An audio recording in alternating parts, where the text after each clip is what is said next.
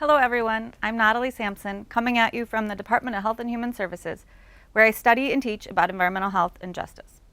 Today I'm going to talk to you about building capacity for environmental justice through action research. Action research because the goal is that research questions are addressed to inform policies, programs, land use decisions, advocacy initiatives. But what is environmental justice? Regardless of race, gender, country of origin, age, income, education, everyone deserves healthy places to live, work, play, learn, and pray.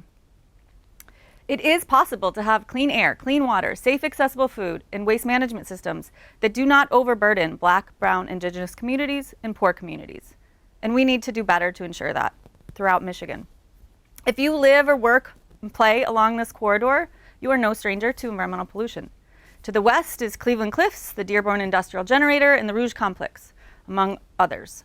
To the east is U.S. Steel, the water treatment plant, Carmouth Line, Marathon Oil Refinery, among other facilities. Trucks might barrel down your street, slag or pet coke might be stored nearby and filled with heavy metals. Between fugitive dust, odors, non-attainment, and violations for the Clean Air Act, the cumulative health impacts are real: cognitive, respiratory, cardiovascular, reproductive, and many others. This is also a region of Southeast Michigan with a relatively larger proportion of children under 5 years old, who are particularly vulnerable. As they breathe in more oxygen per unit of body weight than adults, they're also still developing or may have been affected prenatally.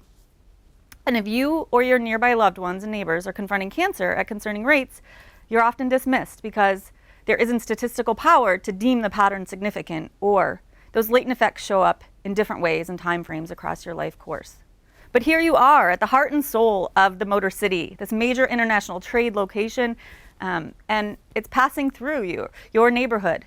And you want to do something about it. But it turns out your regular civics lessons from kindergarten through 12th grade aren't likely going to help you navigate these issues, because this is what you run into.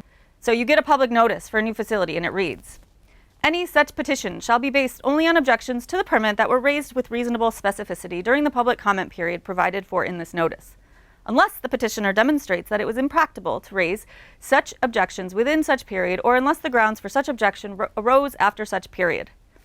Good luck making sense of that. And if you're lucky, there might be information about pollutants or health. Often there's not. It could say something like this: total permitted emissions will increase by 15.9 tons per year, particulate matter smaller than 10 microns, 16.2, particulate matter 57.6, carbon monoxide, total permitted emissions will decrease by 8, and so forth. These are excerpts from a national public decision-making process, documents, public notices, that signal this process isn't for residents, even those who live fence line and will live with the decision outcomes. So this is where environmental health research to action, also known as ERA, comes into play. All of this work is with environmental sociologist Carmel Price and many, many students, community, academic, and agency partners. Together, we run and evaluate youth programs and curriculum that build skills to understand environmental health science and help students and young people navigate complex policy structures with data and their own stories.